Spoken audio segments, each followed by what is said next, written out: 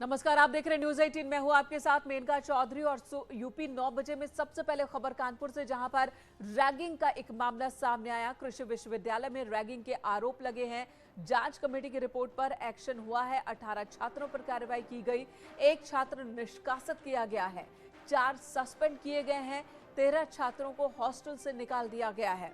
कुल 18 छात्र हैं जिनके खिलाफ कार्रवाई हुई है। इन पर रैगिंग के आरोप लगे थे, जिसके बाद जांच कमेटी ने पूरे आरोपों की जांच की है और जांच के बाद जो रिपोर्ट सामने आई उसके आधार पर इन 18 छात्रों पर कार्रवाई की गई है। कृषि विश्वविद्यालय में रैगिंग का मामला बहुत ही अब संवेदनशील ये मसला। अमित गंजू हमारे साथ हैं इस वक्त। अमित, जांच रिपोर्ट के आधार पर एक्शन हुआ है।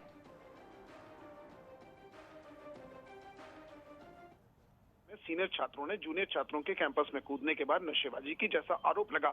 उसके बाद वहां के वीसी ने तत्काल प्रभाव में जहां एक और पुलिस को सूचना दी, तो वहीं एक जांच कमेटी का गठन किया गया, जिसमें रिपोर्ट का इंतजार करने के बाद 18 छात्रों पर यह कार्रवाई हुई, जिसमें बीएससी उद्यान के 3rd ईयर के स्टूडेंट अंकित तेजपाल को तत्काल प्रभाव में निलंबित कर दिया गया। अगर बात की जाए बाकी छात्रों की, तो कुछ पे जुर्माना, 4 को हॉस्टल से निष्कासित किया गया है। उन 4 छात्रों में कुछ जुर्माना लगाया गया है। 1 साल के लिए शैक्षिक सत्र से निष्कासित किया गया है। 10 को छात्रावास से निष्कासित किया गया है। 4 छात्रों को हॉस्टल के प्रवेश पर 3 महीने के लिए रोक लगाई गई है। 10,000 रुपए का जुर्माना लगाया गया है।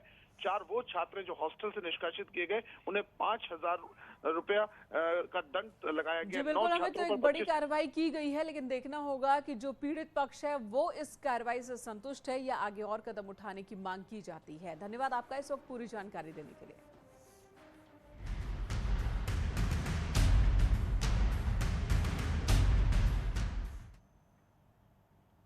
इधर दिल्ली, यूपी और उत्तराखंड को मिलने वाली है एक और बड़ी सौगात। आज PM Modi Delhi Doon economic corridor का शिलान्यास करने वाले हैं और इस कॉरिडोर के बनने के बाद दिल्ली से देहरादून तक की जो यात्रा है सिर्फ और सिर्फ 2.5 घंटे में पूरी हो जाएगी।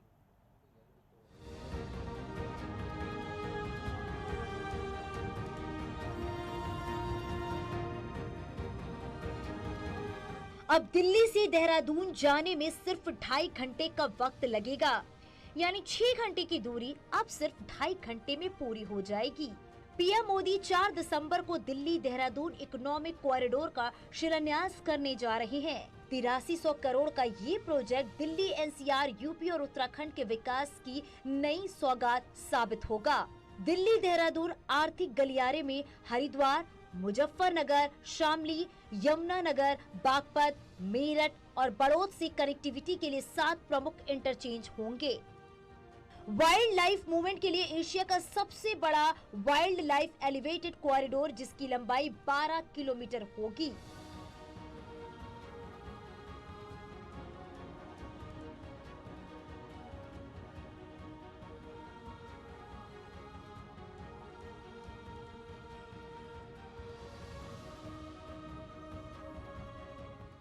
देहरादून के पास 340 मीटर लंबी सुरंग भी बनाने का प्लान है। मनोहरपुर से कांगड़ी तक बनने वाली हरिद्वार रिंग रोड करीब 1600 करोड़ रुपए की लागत से तैयार की जाएगी। ये हरिद्वार में ट्रैफिक जाम से बड़ी राहत देगी। ऋषिकेश में लक्ष्मण झूले के पास गंगा नदी पर एक पुल का निर्माण किया जाएगा। दिल्ली एनसीआर से उत्तराखंड जाने वालों के लिए ये कॉरिडोर बहुत बड़ी सौगात साबित होगा। एक्सपर्ट का मानना है कि कॉरिडोर से दिल्ली से उत्तराखंड जाना बेहद आसान हो जाएगा, जिससे टूरिज्म को जबरदस्त बढ़ावा मिलेगा। उसी के साथ दिल्ली, यूपी और उत्तराखंड के औद्योगिक विकास और व्यापार के लिहाज से भी ये कॉरिडोर अहम भूमिका अदा करेगा। उत्तराखंड में कुमाऊं क्षेत्र के साथ कनेक्टिविटी में भी सुधार होगा। इस एक्सप्रेसवे पर सुरक्षा के लिहाज से सभी मानकों का खास ख्याल रखा जाएगा। इस कॉरिडोर का निर्माण 4 फेज में किया जाएगा। एक्सप्रेसवे पहले फेज में 12 लेन होगी, जबकि दूसरे, तीसरी और चौथे फेज में 6 लेन का हाईवे बनाया जाएगा। 2024 तक इस कॉरिडोर को पूरा करने का लक्ष्य रखा गया है।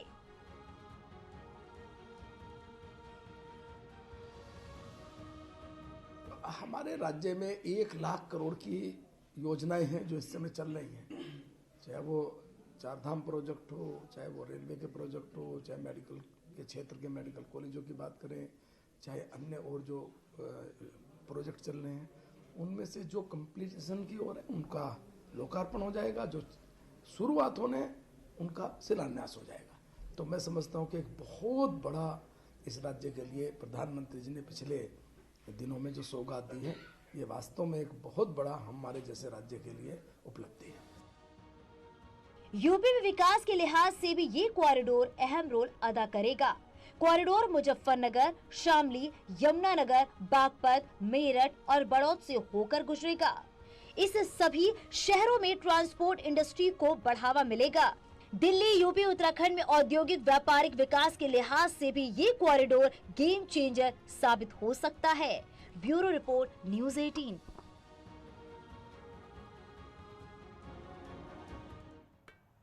तो 6-6.5 घंटे की जो यात्रा है वो सिर्फ 2.5 घंटे में पूरी हो जाएगी, यानी कि रफ्तार बढ़ेगी तो जाहिर सी बात है विकास की रफ्तार भी बढ़ेगी। उत्तराखंड उद्घाटन आज होने वाला है, प्रधानमंत्री करेंगे और सड़क परियोजनाओं से 4 धाम समेत क्षेत्र में सहज संपर्क उपलब्ध होगा, पर्यटन को बढ़ावा मिलेगा। क्या क्या लाभ हैं ये आपको बता देते हैं।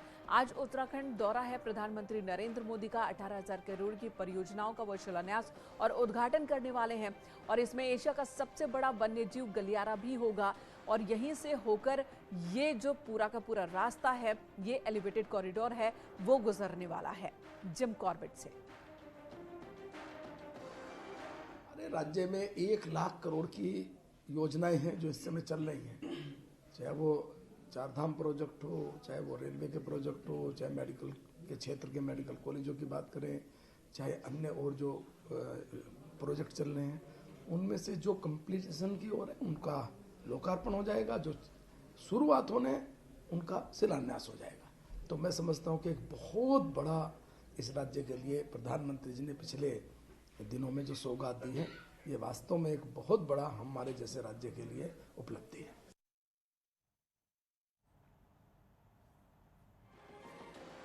तो प्रधानमंत्री का इंतजार और आज प्रधानमंत्री को पहुंचना है। खुद उन्होंने ट्वीट भी किया, इस बात की जानकारी खुद प्रधानमंत्री ने भी दी कि आज वो देहरादून में होंगे और यहां पर 18,000 करोड़ की परियोजनाओं का शिलान्यास लोकार्पण करेंगे।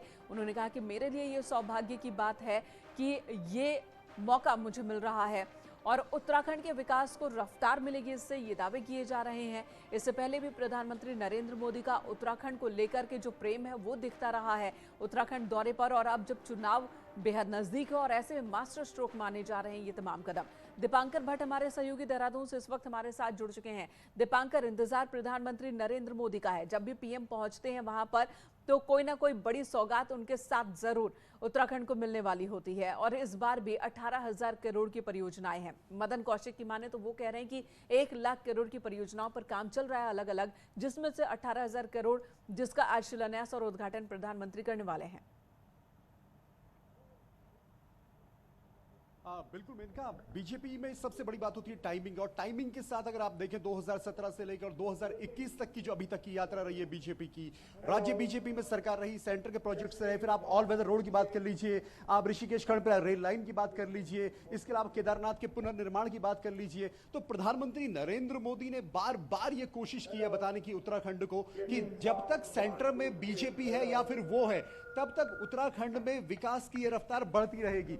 अब जबकि चुनाव हो रहे हैं लगभग 2 महीने के बाद और प्रधानमंत्री नरेंद्र मोदी आज जब खुद देहरादून पहुंच रहे हैं, तो इस रैली में प्रधानमंत्री 18 योजनाएं, वो भी 18,000 करोड़ की, इन योजनाओं में एक्सप्रेसवे है, ऊर्जा से जुड़ी योजनाएं हैं। तो प्रधानमंत्री की कोशिश ये है आज बताने की, या मुझे उम्मीद इस बात की हम लोग करेंगे कि प्रधानमंत्री 2 बातें यहां पर जरूर कहेंगे। पहली बात यह कि 5 साल में हमने उत्तराखंड को क्या क्या करके दिया, और दूसरी बात यह कि अगले 5 साल में अगर बीजेपी की सरकार उत्तराखंड में आती है तो सेंटर किन प्लान्स के साथ आगे आएगा। सबसे बड़ी बात है कि उत्तराखंड में लगभग 52,000 करोड़ का बजट है पूरे राज्य का अप्रॉक्स, और उस बजट में अगर आप देखेंगे 18,000 करोड़ की योजनाएं आज प्रधानमंत्री जिनका लोकार्पण शिलान्यास करने वाले हैं। इसके अलावा ऑल वेदर रोड का जो काम चल रहा है, ऋषिकेश खंड पर रेल लाइन का काम चल रहा है। तो प्रधानमंत्री की कोशिश ये बताने की होगी कि सेंटर में अगर मैं हूं तो ये डेवलपमेंट आपका और बड़ा होगा। और जिस तरह और यही दावे किए जा रहे हैं प्रधानमंत्री जहां भी जा रहे हैं, खासकर उत्तर प्रदेश उत्तराखंड की हम बात करें तो यही कह रहे हैं कि डबल इंजन की सरकार की वजह से ही विकास कार्यों को गति मिली है, रफ्तार मिली है और ये जरूर कहा जा रहा है। धन्यवाद दीपांकर, आगे भी आपके पास आते रहेंगे। तैयारियां किस तरह की हैं वो भी अपने दर्शकों को दिखाएंगे। प्रधानमंत्री जब पहुंचेंगे देहरादून तो उसके बाद की भी हर तस्वीर हमारे दर्शक न्यूज़ 18 पर देख पाएंगे।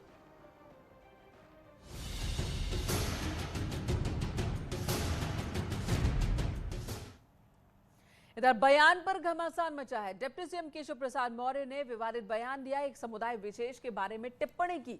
प्रयागराज में केशव प्रसाद मौर्य ने कहा कि बीजेपी ने लुंगी और जालीदार टोपी वालों से निजात दिलाई है। इससे पहले उन्होंने मथुरा काशी को लेकर भी विवादित बयान दिया था और अब इस बयान पर बवाल कह सकते हैं कि शुरू हो चुका है।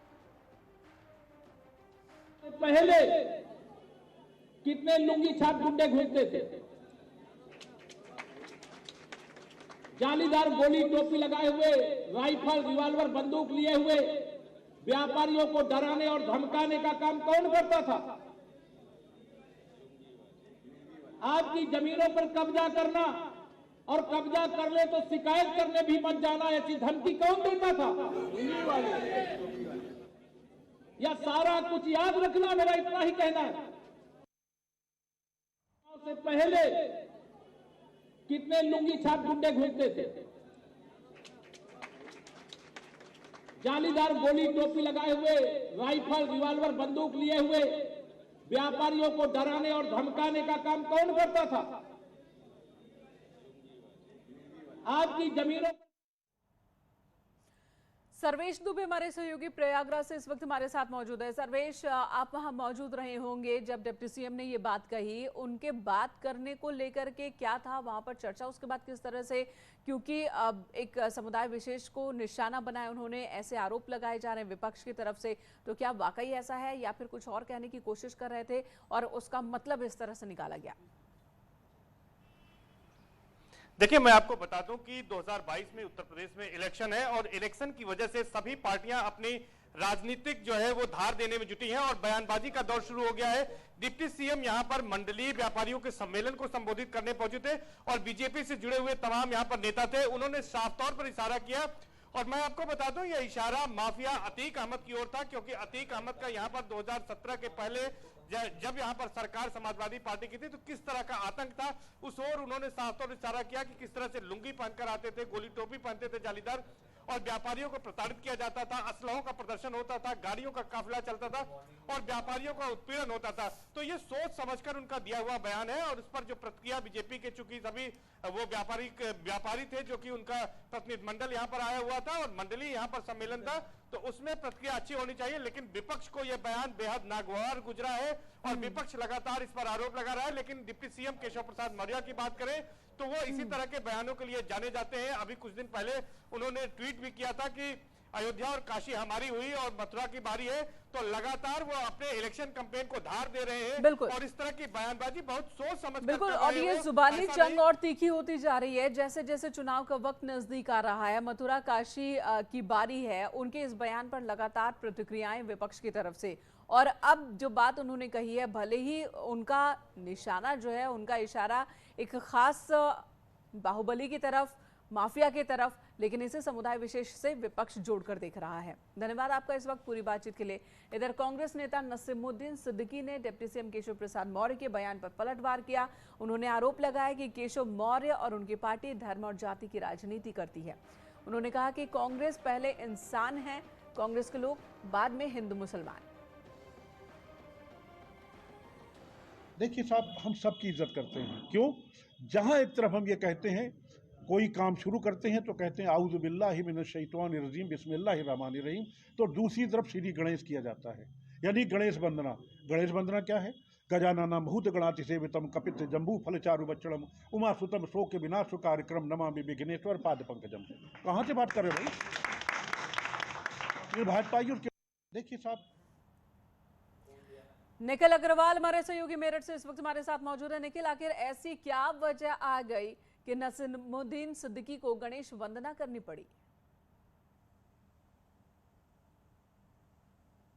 देखिए, इनका ये वजह साफ है क्योंकि मिशन 2022 है। आप देखिए प्रियंका मंदिर जाती हैं। समाजवादी पार्टी के मुखिया अखिलेश यादव कहते हैं कि गोवर्धन पर्वत उठाया था, और वहीं नसीमुद्दीन आज गणेश वंदना सुना रहे हैं। लेकिन यही नसीमुद्दीन जब बीएसपी में थे, पूर्व मंत्री थे, तो यही टोपी लगाकर यहाँ पर रैलियां करते थे, लेकिन आज गणेश वंदना सुना रहे हैं। यानी ये सिर्फ और सिर्फ वोट बैंक का चक्कर है। इन्हें साफ तौर पर दिखाई दे रहा है कि बिना इस तरीके के वोट बैंक हासिल नहीं कर सकते। वैसे भी पश्चिम उत्तर प्रदेश कांग्रेस के लिए हमेशा से सूखा रहा है। यहाँ करीब 30 सालों से कांग्रेस के लिए बहुत ये जमीन मुफीद नहीं रही है, लेकिन नसीमुद्दीन यहाँ गणेश वंदना जी, लेकिन वही जो सूखी जमीन है, उस जमीन पर कांग्रेस के लिए भी जो सियासी फसल है, वोटों की फसल है, वो लहलहा सके, ये पूरी कोशिश कांग्रेस की तरफ से दिख रही है। हालांकि विपक्ष भी, समाजवादी पार्टी भी कांग्रेस को नकारता हुआ नजर आ रही है। इधर सीएम योगी आदित्यनाथ के गोरखपुर दौरे का आज दूसरा दिन है। सीएम योगी महाराणा प्रताप शिक्षा परिषद के समारोह में शामिल होंगे। उनके साथ केंद्रीय मंत्री अनुराग ठाकुर भी होंगे। कार्यक्रम सुबह 10 बजे शुरू होना है।